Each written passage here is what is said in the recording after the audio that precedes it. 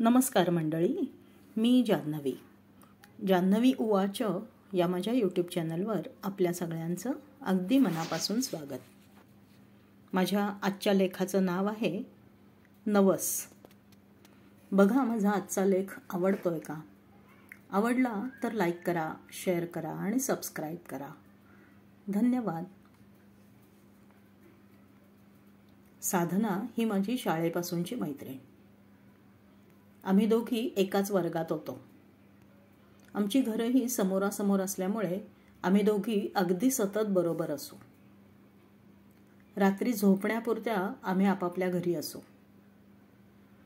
आमची शाळा सकाळी असल्यामुळे 7 वाजल्यापासून आम्ही एकत्र.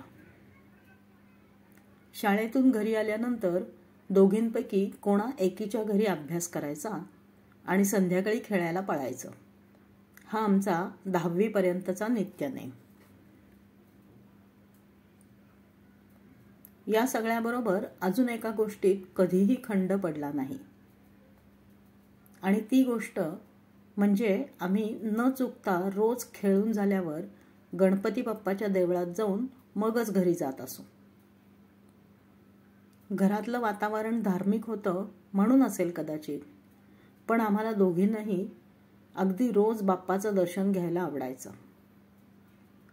कोणतीही गोष्ट जोवर मनापासून आवडत नाही तोवर त्यात सातत्य राहत नाही. जुलमाचा रामराम हा कोणाच्या तरी धाकानेच केलेला असतो. साधनाला नवस बोलण्याची सवय कधी लागली कोण जाणे. अगदी छोट्या छोट्या मागण्या पूर्ण व्हाव्यात म्हणून ती नवस करत असे. आमच्या शाळेत 25 मार्कांच्या चाचण्या होत असत.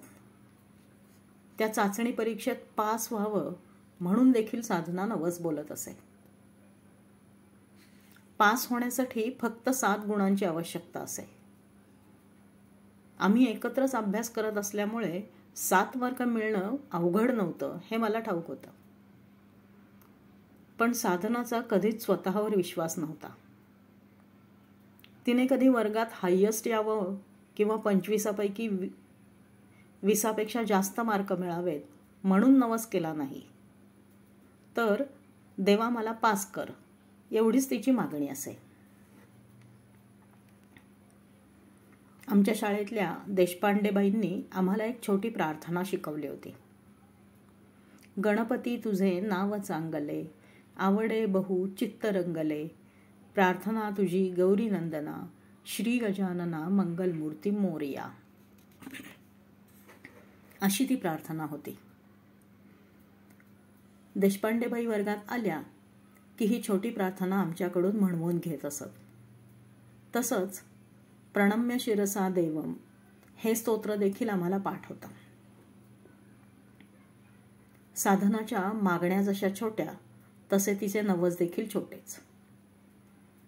म्हणजे ती देवासमोर हात जोडून असंच म्हणत असे, माझी ही मागणी पूर्ण झाली तर बाईंनी शिकवलेली प्रार्थना 11 वेळेला म्हणेन किंवा गणपती स्तोत्र 21 वेळेला म्हणेन.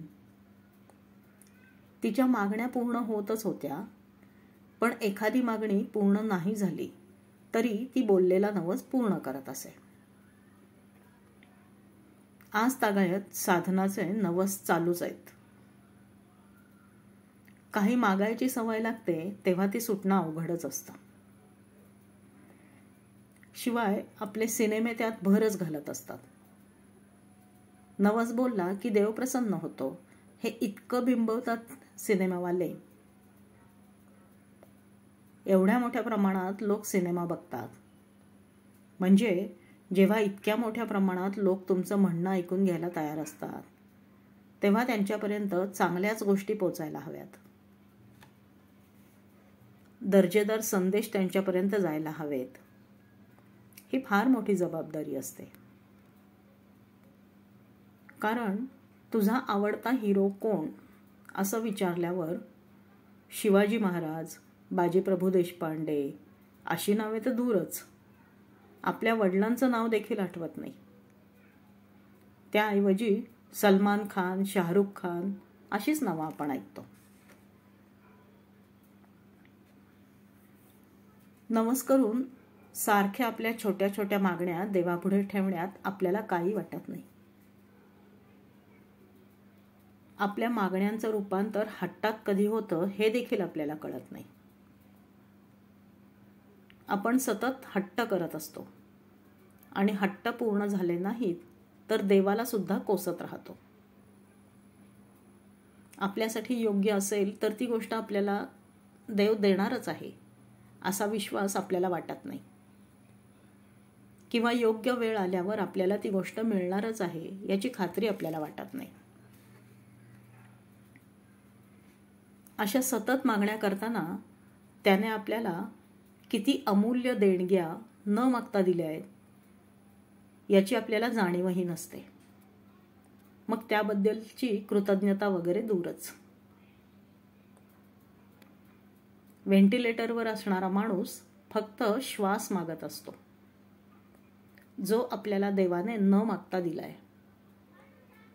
एखाद्या अवयवामध्ये बिघाड होतो तेव्हा आपल्याला त्या अवयवाचं महत्त्व कळतं. एरवी आपण सगळं गृहीतच धरतो. माणूस व्यसन करतो म्हणजे काय करतो? स्वतःच्या हाताने स्वतःच्या शरीराचा नाश करून घेतो. देवाने दिलेल्या अमूल्य भेटी मोडून तोडून टाकतो आणि त्याचा घोर अपमान करतो. मागायचंच असेल काही तर मग निदान त्या मागण्या मोठ्या तरी असाव्यात. कल्पवृक्षाकडून कधी करवंटी मागायची नसते. काय मागायचं हे कळणं फार महत्त्वाचं असतं. ज्ञानेश्वरांनी विश्वाच्या कल्याणासाठी पसायदान मागितलं. आपण मागतो ते फक्त स्वतःसाठी. स्वतःसाठी मागणं ही याचना असते आणि दुसऱ्यांसाठी काही मागितलं तर ती प्रार्थना होते. श्रीकृष्णाने विश्वरूप दर्शन व्हावं म्हणून अर्जुनाला दिव्य दृष्टी दिली. तशीच त्याने संजयाला देखील ती दिव्य दृष्टी दिली. म्हणून युद्धभूमीवर काय चालू आहे याचा वृत्तांत तो जन्मांध धृतराष्ट्राला देऊ शकला. म्हणजे एकाला ज्ञान मिळावं म्हणून त्याने दुसऱ्याला दिव्य दृष्टी दिली. त्याच्या योजना त्यालाच ठाऊक असतात. एखादी कला आपल्याकडे असेल, एखादा गुण आपल्याकडे असेल तर त्याचा अभिमान बाळगण्यापेक्षा ती कला, तो गुण देवाने मला का दिलाय? माझ्या हातून काही चांगलं करून घेण्यासाठी त्याने मला ते बहाल केलंय का? अशा प्रश्नांची उत्तरं आपण देवाकडे मागू शकतो आणि त्यासाठी नवस करायची गरज नाही. धन्यवाद.